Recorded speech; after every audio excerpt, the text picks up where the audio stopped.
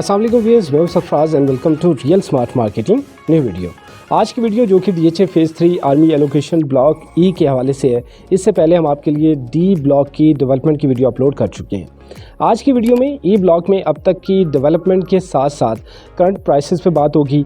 कौन कौन सी streets develop हो चुकी हैं, डेवलप और नॉन डेवलप प्लॉट्स और स्ट्रीट्स की प्राइसेस में कितना डिफरेंस है, और अगर आप फेज़ 3 में इन्वेस्टमेंट का इरादा रखते हैं तो आपको कहां पे इन्वेस्टमेंट करनी चाहिए, इन तमाम चीज़ों पे बात होगी। इस वक्त मैं DHA phase 3 army allocation block के मेन बुलेवार्ड पे मौजूद हूं और मेरी राइट साइड पे सेक्टर डी जबकि लेफ़्ट साइड पे सेक्टर ई मौजूद है। DHA फेज़ 3 के अगर मैप को हम सामने रखें तो आप यहां पे देख भी सकते हैं कि ई ब्लॉक ज़्यादा लेंथ में बना हुआ ब्लॉक है, जबकि इसकी डेप्थ अगर देखा जाए तो ज़्यादा नहीं। इसके अलावा डी ब्लॉक के बिल्कुल सामने से ये स्टार्ट होके एफ ब्लॉक के लेक वाले एरिए तक ऑलमोस्ट चला जाता है और फिर वहाँ से आगे एच ब्लॉक शुरू हो रहा है। सो यहाँ पर आप देख भी सकते हैं कि मेरी लेफ़्ट साइड पे जितनी भी शुरू की स्ट्रीट्स हैं, जिनमें street number 1, street number 3, street number 4 आ जाती हैं और उसके साथ साथ रोड 1 का शुरू का हिस्सा, ये सारे का सारा एरिया अभी तक ऑन ग्राउंड डेवलप नहीं है। इनमें से ज़्यादा हिस्सा इस वक्त भी लिटिगेशन में आ रहा है, या ये कह लीजिए कि DHA के पास इसकी लैंड मौजूद नहीं। इसीलिए यहाँ पर आप देख सकते हैं अभी भी मिट्टी के पहाड़ एज इट इज़ मौजूद हैं।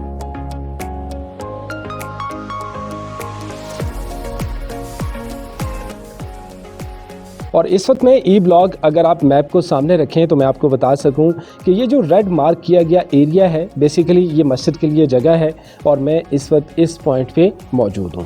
आप यहां पे देख भी सकते हैं कि यहां पे डेवलपमेंट की जा रही है और आई थिंक सो कि ये एलोकेशन ब्लॉक की सबसे बड़ी मस्जिद होगी जो कि यहाँ पर बनाई जाएगी। लेकिन बहरहाल अभी मस्जिद पे काम स्टार्ट तो नहीं हुआ, लेकिन आप देख सकते हैं यहाँ पर जो डेवलपमेंट की जा रही है और इस वक्त यहाँ सीवरेज पे काम मुकम्मल किया जा रहा है।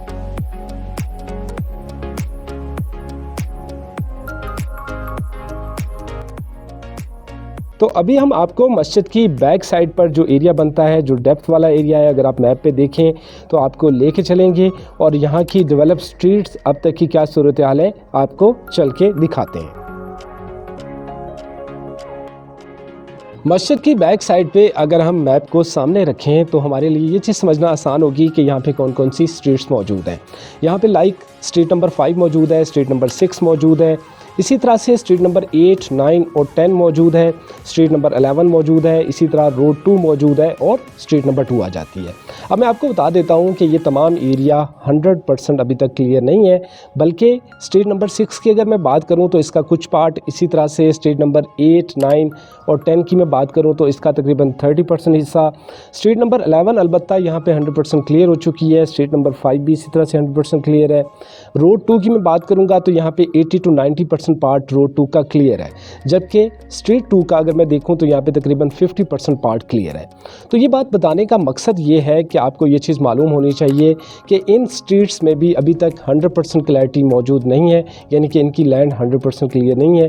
जितना जिसका पार्ट क्लियर था उस लैंड को डेवलप करके वहाँ पे वो चीज़ बना दी गई है, वो स्ट्रीट्स भी बन चुकी हैं जिनका मैंने आपको नाम लिया है, लेकिन इनकी 100% अभी तक क्लैरिटी नहीं है। यहाँ पे कुछ ही प्लॉट हैं जो कि क्लियर हुए हैं और जो ऑन ग्राउंड इस वक्त मौजूद है। जैसा कि इस वक्त मैं स्ट्रीट नंबर 5 में आ चुका हूं और यहां से मैं आपको रोड 2 पे लेके जाने वाला हूं, तो आप देख सकते हैं यहां पे स्ट्रीट नंबर 5 क्लियर थी। इसी तरह से इस वक्त जैसा कि मैं रोड 2 पे आ चुका हूं और यहां पे भी आप देख लें कि रोड 2 ऑलमोस्ट क्लियर है। मैं आपको इसका राइट लेफ्ट सारा एरिया दिखाता हूँ और यहाँ पे आप देख लीजिए कि जो इस वक्त डेवलपमेंट की सूरत हाल है, इस तमाम एरिया के अंदर इस वक्त सीवरेज पे काम किया जा रहा है। आप देख सकते हैं जगह जगह पे इस वक्त जो सीवरेज के पाइप हैं वो बिखरे पड़े हैं। और इस वक्त मैं रोड 2 पे मौजूद हूँ। यहाँ की डेवलपमेंट आपके सामने है, तकरीबन ऑलमोस्ट हर जगह पे सीवरेज पे काम जारी है। हम प्राइसेस पे चलते हैं और प्राइसेस को थोड़ा डिस्कस कर लेते हैं, लेकिन इससे पहले मैं आपको ये चीज़ बता दूँ और आपको मालूम भी होगा कि DHA फेज़ 3 एलोकेशन ब्लॉक ई की हम इस वक्त बात कर रहे हैं। यहाँ पर सिर्फ़ और सिर्फ कनाल के प्लॉट्स हैं।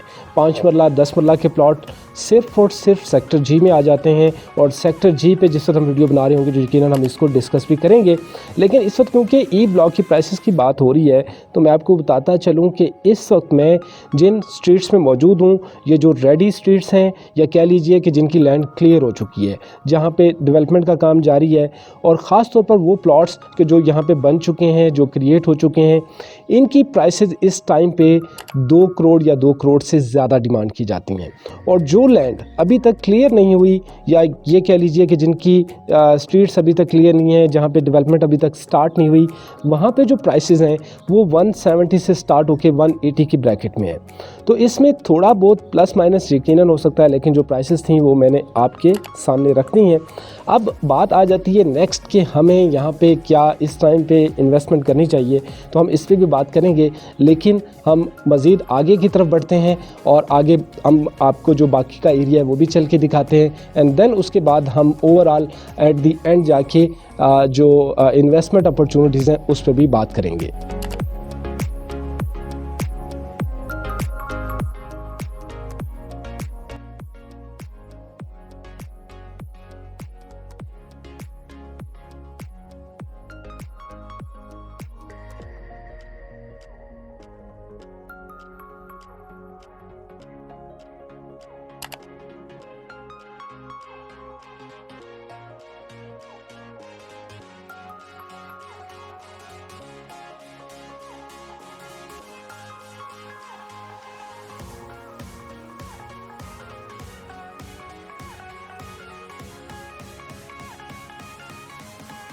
सो राइट नाउ मैं इस वक्त दोबारा से मेन बुलेवार्ड की तरफ वापस आ चुका हूँ, और यहाँ से हम आपको ई ब्लॉक जो बाकी का पार्ट है वो भी चल के दिखाएंगे।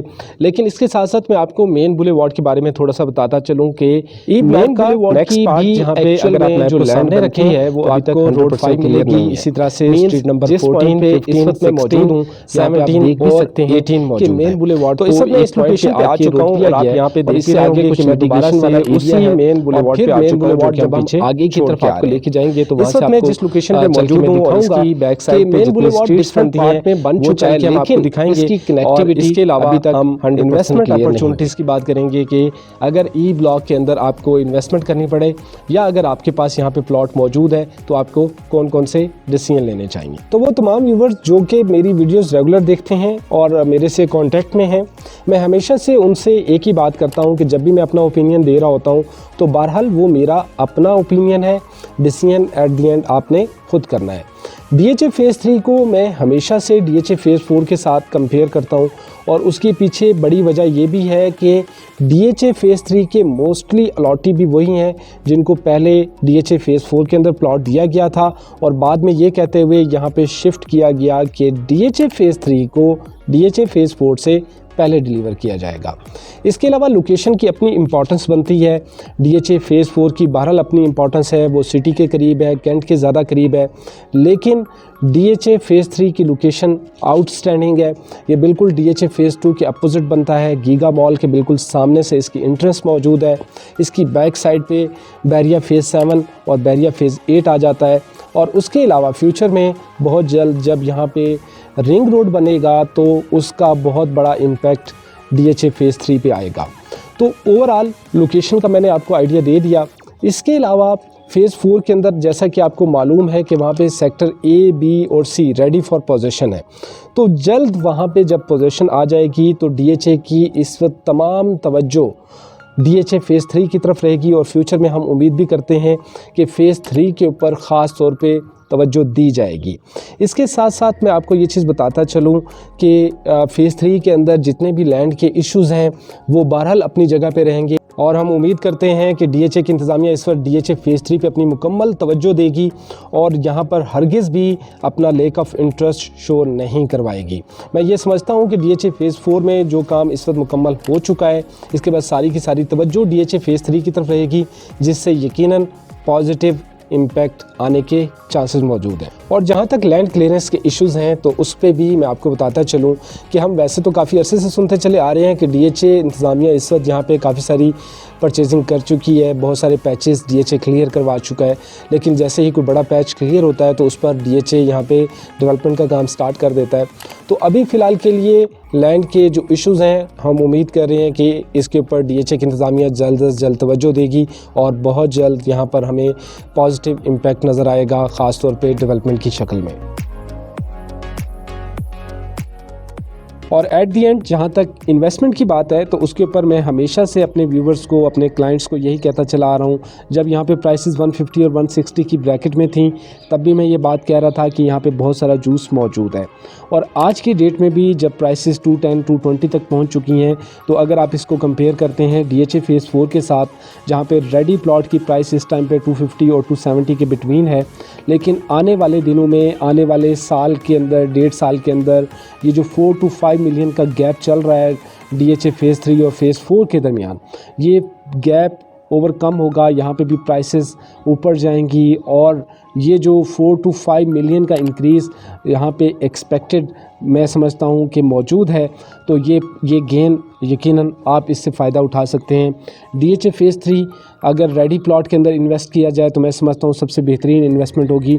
और अगर आप नॉन डेवलप एरिया के अंदर भी इन्वेस्टमेंट करना चाहते हैं, तो जैसे जैसे डेवलप लैंड की प्राइसेस बढ़ती हैं, नॉन डेवलप उसी के साथ साथ इंक्रीज़ होती चली जाती है प्राइसेस। और इसके अलावा नॉन डेवलप लैंड के अंदर अगर डेवलपमेंट स्टार्ट हो जाती है, तो यकीनन एक ह्यूज जंप आने के चांसेस मौजूद हैं। DHA फेज़ 3 के अंदर इन्वेस्टमेंट के पॉइंट ऑफ व्यू से आप हमारे नीचे दिए गए नंबर्स पर रब्ता कर सकते हैं। इसके साथ साथ आज की वीडियो से मुतल्लिक अपनी कीमती राय से हमें ज़रूर आगाह कीजिएगा। Thank you very much for watching real smart marketing. मिलते हैं आपसे नेक्स्ट वीडियो में। अल्लाह हाफ़िज़।